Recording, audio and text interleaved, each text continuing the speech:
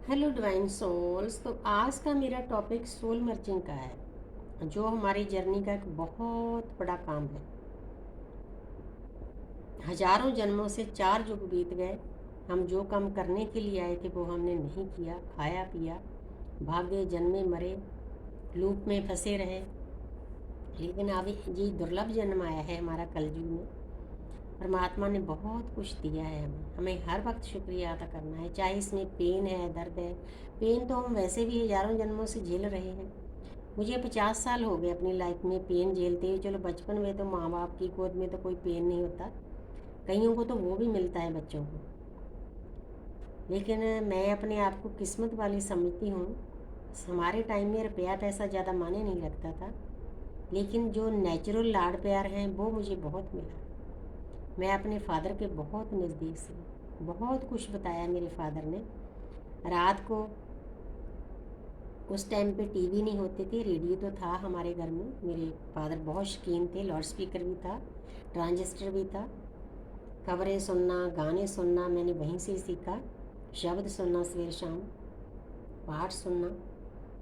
तो मेरे फादर ने बहुत कुछ बताया मुझे ब्रह्मांड के बारे में, शिव और शक्ति के बारे में, जो हमारे सप्त ऋषि हैं उनके बारे में, ध्रुव प्रहलाद के बारे में, तिंगड़ खित्ती के बारे में, सभी चीज़ें बताई। अब वो मेरे काम आ रही है। मेरे मेरे मतलब देखा जाए तो फर्स्ट गुरु हमारी माँ होती है। लेकिन मेरी माँ बहुत भोली थी, काम में लगी रहती थी। तो प्यार तो मुझे बहुत मिला, लेकिन फादर से बहुत कुछ मिला। फादर ने एक लड़के की तरह पाला मुझे। मतलब वैसे मेरा नाम सतेंद्र कौर है, मुझे छिंदा मुंडा कहते थे। मतलब मुंडों की, लड़कों की तरह पाला। मेरे रिश्तेदार भी छिंदा मुंडा कहते थे, हाँ भाई छिंदा मुंडा, मतलब कोई लड़की की तरह बुलाता ही नहीं था। लेकिन अब फिर जब शादी हुई उसके बाद पता चला, इतनी जिम्मेवारियाँ ऊपर आई। 6 साल हुए थे मेरी मैरिज को, मेरे हस्बैंड की डेथ हो गई। तो सभी जिम्मेवारियाँ मैंने उठाई। तो इसीलिए मुझे मुंडे की एनर्जी में, लड़कों की एनर्जी में पाला गया। मस्कुलर एनर्जी मेरी हाई करनी थी, क्योंकि कुदरत करती है सब कुछ। मेरे फादर ने इसीलिए अपने साय में मुझे पाला, ताकि उनको पता था कि इसने आदमी वाले काम करने हैं, मस्कुलर एनर्जी वाले काम करने हैं। मतलब मुझे देखकर कोई ये नहीं कह सकता कि मैंने अपनी लाइफ में इतने बड़े बड़े काम किए हैं। कई बार मुझे लोग पूछते हैं कि आपने नौकरी की है, सर्विस की है। मैंने बोला नहीं, बिजनेस बहुत किए हैं। कौन सा? खेती बाड़ी की, वो भी करनी थी, क्योंकि उस टाइम से लोग ज़मीनें ले लेते थे एक दूसरे से। तो उसके बाद फिर मैंने LIC की एजेंसी ली, वो वर्क किया पूरे मन से। 1 साल में 30-30 40-40 लाख का वर्क कर देती थी। मतलब जो भी काम किया बहुत दिल से किया, बहुत मेहनत से किया। मैंने लोगों की किसी की परवाह नहीं की, लोग मुझे कुछ कहते हैं क्या नहीं कहते हैं। बहुत मतलब एक मस्कुलर एनर्जी में आकर अपनी ज़िंदगी जी। तो उसकी ज़रूरत थी। मेरे फादर ने मुझे तैयार किया, प्रिपेयर किया। मेरा ये बातें बताने का यही मतलब है कि प्रकृति आपको पहले से तैयार कर लेती है। तो सोल मर्जिंग पर आती हूँ, अपने टॉपिक पर। ये तो मेरी पर्सनल लाइफ थी, तो मुझे अच्छा लगा कि मैं आपको बताऊँ, साझा करूँ आपके साथ। तो सोल मर्जिंग हमारी कैसे होती है? हमारी अवेकनिंग हो गई। सबसे पहले टूल है सेल्फ लव। सेकंड नंबर पे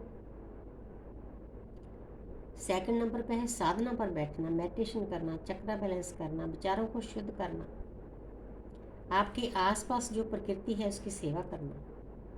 ये चीज़ें बहुत ज़रूरी है हमारी जर्नी के लिए।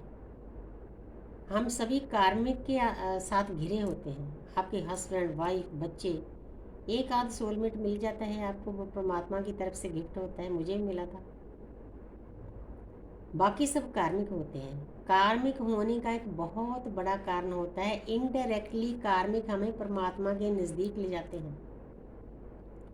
ये एक बहुत बड़ा सीक्रेट है, आपको समझना है इसको। जो भी आपको अपनी आपकी लाइफ में ट्रिगर करता है ना, तो ये सोचो कि वो परमात्मा के नज़दीक करने के लिए एफर्ट्स कर रहा है, वो अपनी ड्यूटी बहुत अच्छे से निभा रहा है। क्योंकि हमारा एक सोल कॉन्ट्रैक्ट होता है परमात्मा के साथ कि मैं इस लाइफ में इतने कार्मिक अकाउंट खाली करूँगा। लेकिन जो ट्विन फ्लेम होते हैं उनकी लाइफ में बाकी लोगों से डबल दर्द होता है, क्योंकि हमारा खुद का ही कॉन्ट्रैक्ट होता है परमात्मा के साथ कि अगर हमने 100 जन्म लेने हैं तो हमारी सोल को 2 हिस्सों में कर दो, तो हम 50 जन्म लेकर ही अपने कर्म काट लेंगे। ये हमारा खुद का कंट्रैक्ट होता है, फिर हम रोते हैं, हाय हमारा ट्विन ये करता है। मैं भी रोई हूँ, 3.5 साल रोई हूँ, रोना पड़ता है। लेकिन उस परमात्मा का, यूनिवर्स का शुक्रिया अदा करती हूँ कि 5 साल बाद मैंने 5 साल डट कर साधना की, 100% मतलब श्रद्धा से, ध्यान से साधना की। मुझे यूट्यूब के टीचर, मेरे गुरु बहुत जल्द परमात्मा ने दिए। पता नहीं, मैं और लोगों को गाइड करना था, और बच्चियाँ जो घर में बैठी है, पेन सह रही है, दर्द सह रही, लाश की तरह जी रही है, उनकी सेवा करनी थी, सोल पर्पज था मेरा। तो आस्ते आस्ते जो हमारी अदृश्य शक्तियाँ हैं ना, वो हमें कहीं ना कहीं से गाइड करती हैं, बशर्ते कि रास्ता हमने सही तय करना है। फिर एक पहले पहले हम ट्विन के पीछे भागते हैं, फिर ऐसा टाइम आता है, फिर ऑन ऑफ का टाइम आता है, पेन मिलता है, दर्द मिलता है। ये पेन इतना डीप है, इतना डीप है, जो सोल जो झेल रही है उनको पता है कि ये दर्द कितना डीप है। एक जिंदा लाश बन जाते हैं हम, लेकिन सहना है। जितना सहेंगे उतनी आत्मा की जागृति होगी, जितना सहेंगे उतनी आत्मा की जागृति होगी, सोई शक्तियाँ जागेगी। हमारे ट्विन का क्या काम होता है, हमारा जो ट्रॉमा होता है, हमारे जो वुंड्स होते हैं पास्ट लाइफ में, 4 युगों में हमारे डीएनए में करोड़ों सालों की मेमोरी होती है, उसको बाहर लाना। इसीलिए ऑन ऑफ होता है। अच्छी भली बात करते करते वो हमें इतना ट्रिगर करके भाग जाते हैं, ऐसी बातें बोलता है, हम सोचते हैं ये पर्सन कैसे बोल सकता है। वो भी हमारी सोल मर्जिंग में काम आती हैं, क्योंकि हमारी सोल मर्ज ऐसे नहीं होती। उसके लिए हमें बहुत डीप साधना करनी पड़ती है। टाइमिंग सबकी अलग है, डिपेंड करता है कि पास्ट लाइफ में हमने कितना वर्क किया है, कितनी हीलिंग की है अपने ऊपर। वो हमारी आत्मा में रिकॉर्डिंग है, हमारे डीएनए में रिकॉर्डिंग है।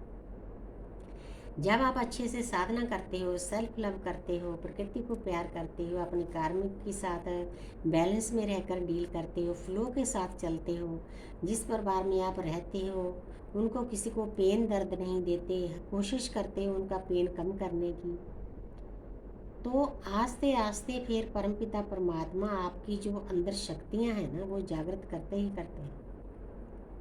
एकदम से शक्तियाँ नहीं मिलती। कई लोग थर्ड आई एकदम से मतलब जागृत करने के लिए बोलते हैं, वैसा नहीं करना। क्योंकि अगर आपने सीधा ही थर्ड आई पर ध्यान लगाया, बाकी चक्रों में जो आपकी नेगेटिव एनर्जी, आपके कार्मिक हैं, वो फंसे हुए हैं, तो वो आपका नुकसान भी कर सकती है। इस बात का आपने बहुत ध्यान रखना है।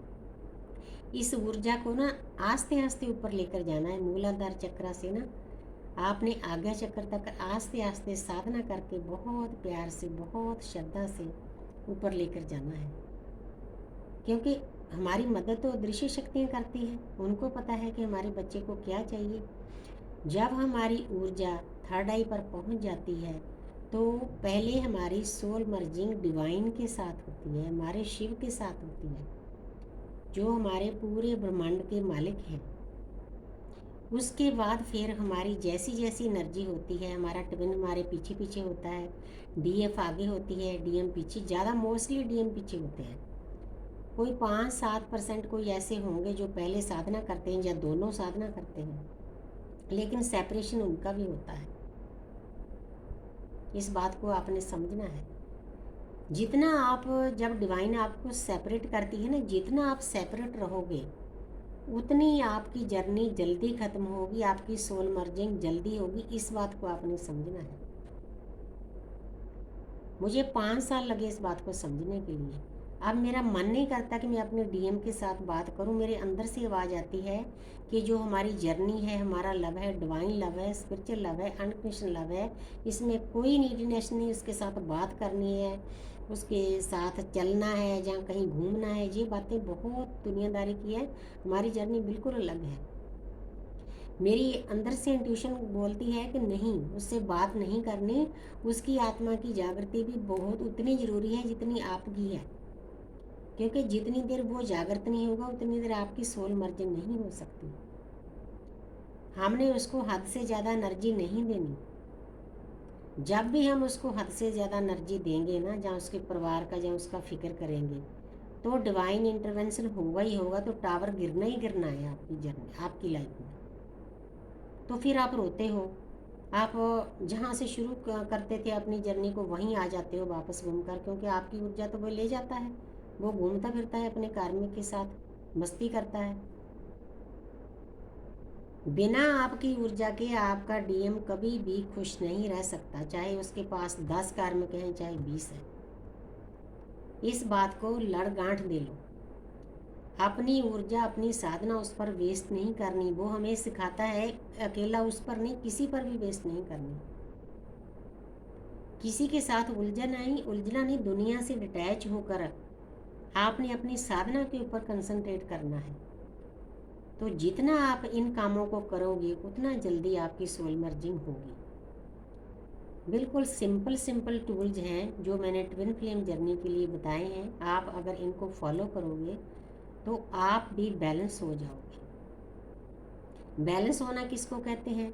कि आपके आसपास जो कुछ भी हो रहा है होने दो,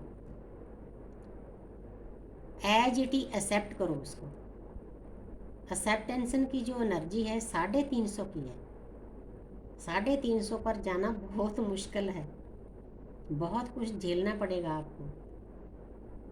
मुझे भी अपने रिश्तों नातों से जो इतने प्यारे थे, मुझे लगता था कि मेरे सोलमेट हैं, कभी मेरा साथ नहीं छोड़ेंगे ना, तो यूनिवर्स वो भी छुटवा देती है। हमारी परीक्षा होती है, यूनिवर्स देखना चाहते हैं कि जो उनके लिए रोद हो रही है कि आगे निकल चुकी है। मैं अब भी झेल रही हूँ लेकिन मैं खुश हूँ। मुझे ये है कि हे मेरे परमपिता परमात्मा, मैं आपका बच्चा हूँ, आपको मेरा फिक्र है, मैंने अपना फिक्र आप पर छोड़ा है। मुझे अपने ब्रह्मांड पर, अपनी माता प्रकृति पर अपने से भी ज़्यादा भरोसा है।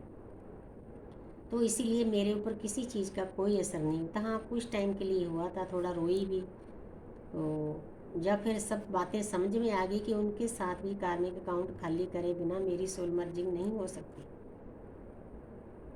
अब खुशी से रह रही हूँ। जब हमारा कार्मिक अकाउंट उनके साथ खाली हो जाएगा, डिवाइन खुद भेजेंगे, डिवाइन ने दूर किए, डिवाइन ही लाएंगे, तो हमें किस बात का फिक्र? एक पत्ता भी उस परमात्मा की मर्जी के बिना नहीं हिल सकता, तो रोना किस बात का? तो आपने इन बातों को समझना है मेरे प्यारे प्यारे साधकों, मेरी soul family. I love you. बस मुझे ज़्यादा से ज़्यादा लाइक करो, सब्सक्राइब करो, ताकि मेरी जो चैनल की मोनेटाइजिंग हो जाए, मैं आगे बढ़ूँ तो आप भी पीछे पीछे आगे बढ़ो। तो मेरी ये इच्छा है कि सभी सोल की सोल मर्जिंग हो, खुश हो, बैलेंस में हो, अपनी जर्नी को एंजॉय करो। तो thank you universe, thank you angel, thank you spirit guide.